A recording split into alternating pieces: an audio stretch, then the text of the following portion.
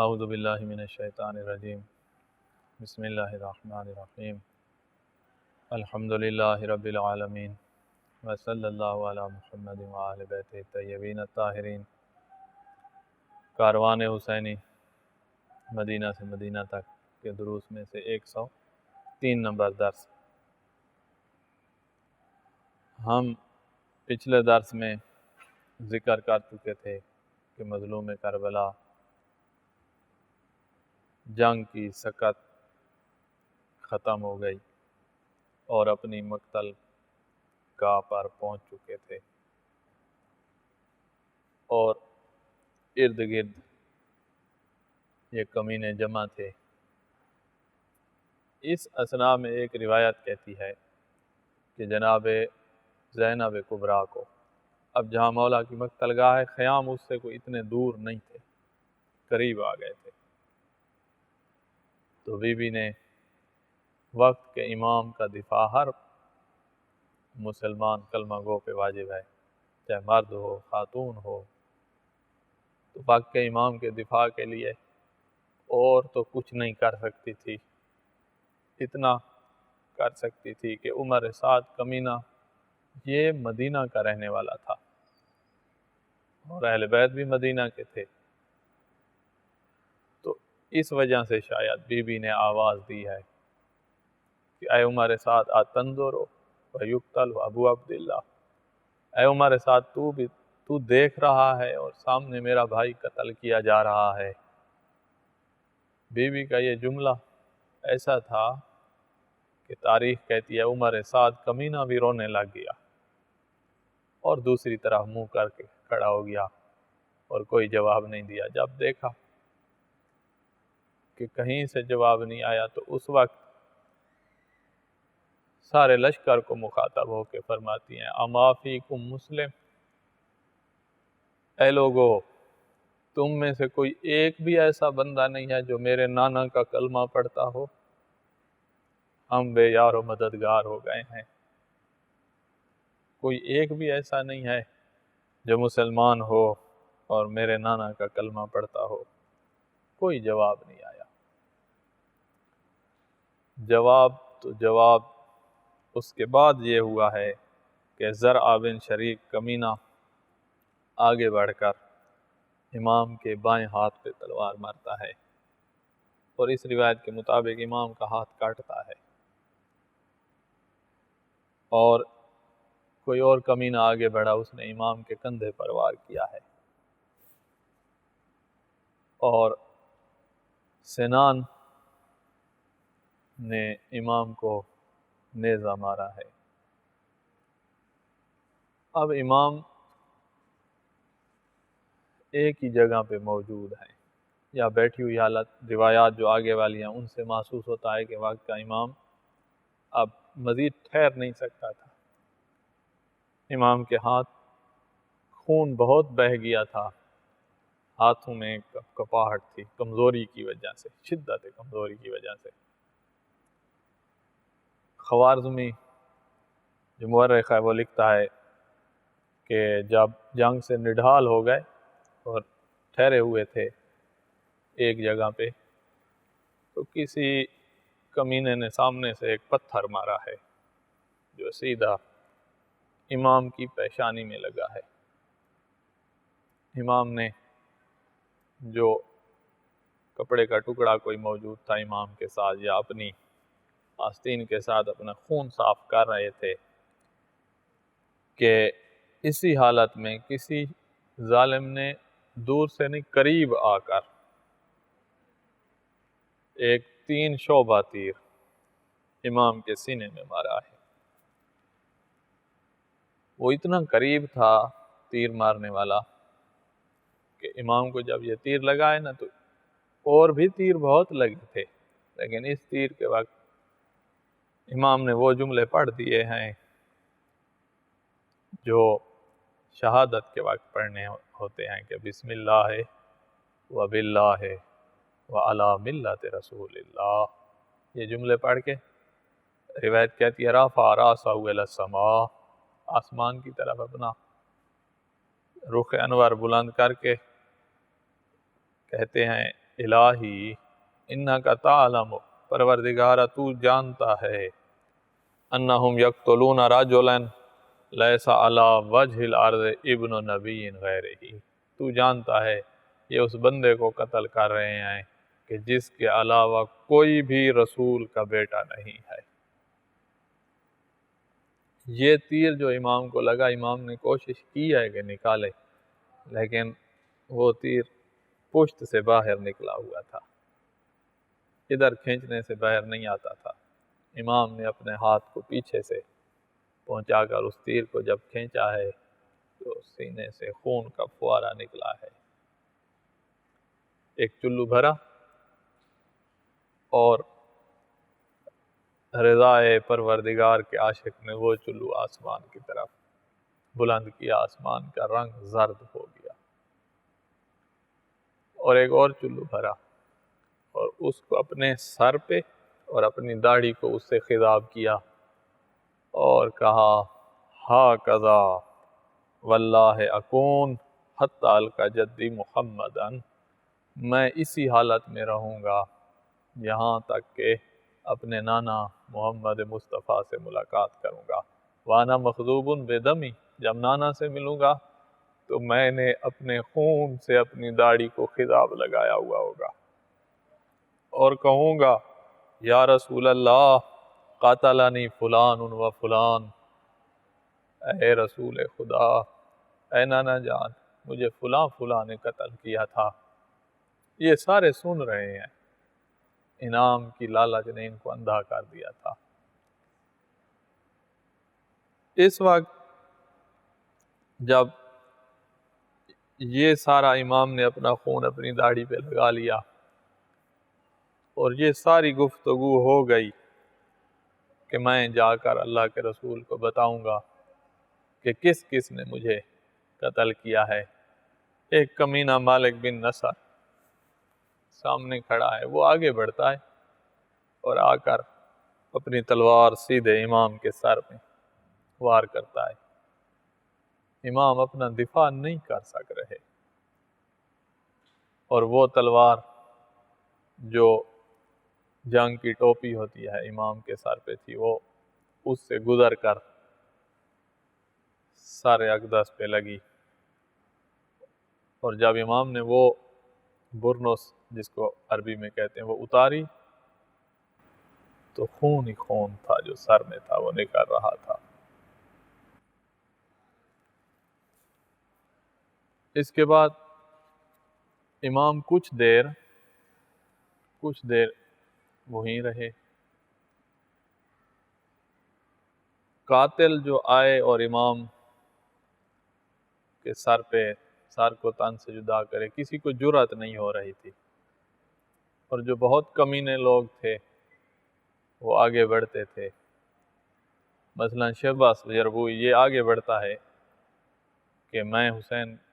کا سر تن سے جدا کر دوں۔ جب آگے بڑھتا ہے، یہ کافی عمر کا تھا، اس نے سید المرسلین کو دیکھا ہوا تھا، حسین کے نانا کو دیکھا ہوا تھا۔ یہ کہتا ہے جب میں قریب آیا نا، اس وقت مظلوم کربلا کی آنکھیں بند تھیں، جب میں قریب آیا تو حسین نے اپنی آنکھیں کھولی ہیں، جیسے میں نے حسین کی آنکھوں کو دیکھا ہے مجھے سید المرسلین کی آنکھیں نظر آئی ہیں۔ حسین کی آنکھیں ایسے نظر آئیں جیسے میں حضور کی آنکھیں دیکھ رہا ہوں۔ پیچھے پلٹ جاتا ہے۔ شمر انس کو کہتا ہے کہ آگے بڑھ، وہ کہتا ہے کہ میں سید المرسلین کو اپنا دشمن نہیں بنا سکتا کہ میں یہ والا کام کروں، میں یہ کام نہیں کر سکتا۔ مختلف قسم کے لوگ آئے اور آ کر امام کی ہیبت کی وجہ سے کچھ لوگ پلٹ جاتے تھے، کچھ مظلومیت کو دیکھ کر بھی پلٹ جاتے تھے، اور شمر سب کو امام کے قتل پر ابھار رہا تھا۔ جب کوئی آگے نہ بڑھا تو اب یہاں تاریخ میں جملے ملتے ہیں کہ شمر کمینہ خود آگے بڑھتا ہے، رافع صاحب رجلہ آ کر گستاخی کرتا ہے، اپنے نجس پاؤں کو حرکت دیتا ہے اور تاریخ کے جملے ہیں بیان کرنے پڑتے ہیں۔ امام کے سینہ اقدس پہ آ کر جالس علی صدر، سینہ اقدس پہ بیٹھتا ہے، شاید اپنا زانو رکھتا ہے اور تلوار اپنے امام کی گلہ یا تھر پہ رکھ دیتا ہے۔ اسی اثناء میں امام اپنی آنکھیں کھول کے اس کی طرف دیکھتے ہیں اور امام مسکراتے ہیں اور پوچھتے ہیں مجھے پہچانتے ہو؟ تم جو اتنا بڑا کام کرنے آئے ہو، میں کون ہوں پہچانتے ہو؟ تو اس وقت شمر کمینہ کہتا ہے عارف و حق المعرفہ، میں جس طرح پہچاننے کا حق ہے میں پہچانتا ہوں۔ عارف و حق المعرفہ امک فاطمہ الزہرا، تیری ماں فاطمہ زہرا ہے، ابو کا علی المرتضی، تیرا باپ علی مرتضی ہے، جدو کا محمد المصطفیٰ، تیرا نانا محمد مصطفیٰ ہے۔ ان سب کے باوجود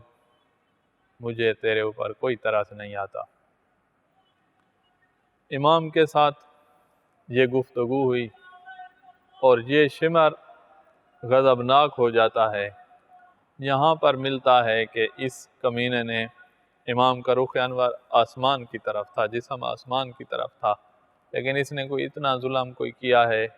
کوئی ایسی گستاخی کی ہے کہ اب امام کی پیشانی کربلا کی زمین پہ آئی ہے۔ اور نہیں بھولتے زیارت ناہیہ کے جملے کہ جس میں جناب زینب کبریٰ کو صرف ذکر نہیں کیا گیا ہے کہ جو بھائی کے دفاع کے لیے ٹلہ زینبیہ پہ آ جائیں،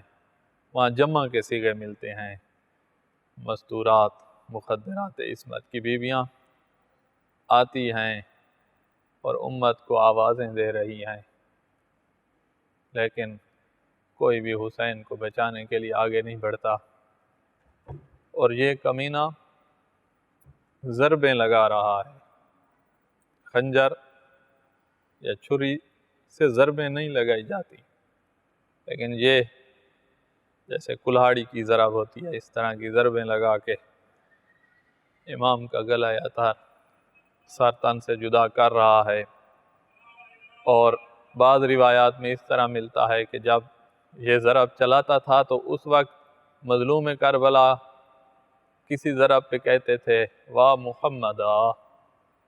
اور کسی ضرب پہ کہتے تھے واہ علیہ، کسی ضرب پہ کہتے تھے واہ حمزہ۔ بڑی مشکل جب ہوتی ہے تو اپنے خاندان والے بڑے لوگ یاد آتے ہیں، اور آخر میں جس کا نام لیتا تھا وہ بھائی تھا جو بازو کٹوا کر فرات کے کنارے سو گیا تھا، واہ عباسا۔ آخر میں مولا کے یہ جملے ہوتے تھے، سر تن سے جدا ہوتا ہے، بہنیں استغاثے دے رہی تھی، اور وہ سر پھر بلند نو کے نیزہ پہ سوار ہوتا ہے، اور امت کی پستی دیکھو، قتل حسین کے بعد تکبیر بلند کر رہے ہیں، نعرہ تکبیر، جیسے آج کل اللہ اکبر کہتے ہیں، یہی اللہ اکبر کی آوازیں بلند کر رہے ہیں کہ انہوں نے جیسے کوئی اسلام کی بہت بڑی خدمت کر لی ہو، بہت بڑا کارنامہ انجام دے دیا ہو۔ مظلوم کربلا کا سر تن سے جدا ہو گیا۔ یہ زمانہ جاہلیت کے طور و طریقوں کے مطابق چلنے والے مظلوم کربلا کی لاش کو لوٹنے کے لیے آگے بڑھتے ہیں۔ کوئی کمینہ امام کی قمیض اتار رہا ہے، اسی لیے مظلوم کربلا پرانا لباس مانگ رہے تھے، اپنے اوپر والے لباس کے نیچے وہ پرانا لباس، پرانی پوشاک جو مانگی تھی مظلوم کربلا نے، وہ پارا پارا کر کے مظلوم نے اس اوپر والے لباس کے نیچے وہ پہن رکھا تھا کہ یہ لوٹیں گے، لیکن میری بہنیں آئیں تو میرا جسم عریان نہ ہو، اور ویسے ہی ہو رہا ہے۔ ایک کمینہ اسحاق حضرمی آ کر مولا کی قمیض اتارتا ہے۔ عمر سعد مولا کی زرہ جو جسم پہ پہنی جاتی ہے وہ اتار لیتا ہے۔ بجدل بن سلیم کمینہ انگوٹھی اتارنے آیا ہے تو انگلی بھی ساتھ کاٹ کے جا رہا ہے۔ کلافس ناشلی امام کی تلوار لوٹ رہا ہے، اور بجر بن کعب امام کی وہ اسحاق حضرمی قمیص اتار گیا، امام کی جو اوپر والی شلوار تھی سراویل، وہ یہ بجر بن کعب، یہ بجر ٹانگوں سے پھر معروم ہو گیا، اور وہ جو اسحاق حضرمی تھا اس کو برس کی بیماری لگ گئی تھی، اور اس نے جو قمیض اتاری تھی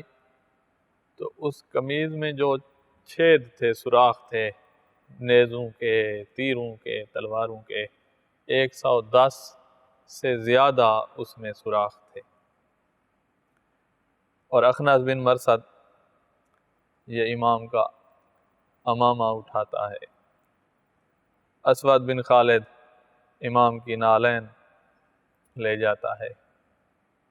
اور قیس بن اشعث امام نے جو قطیفہ چادر کی ہوئی تھی اپنے اوپر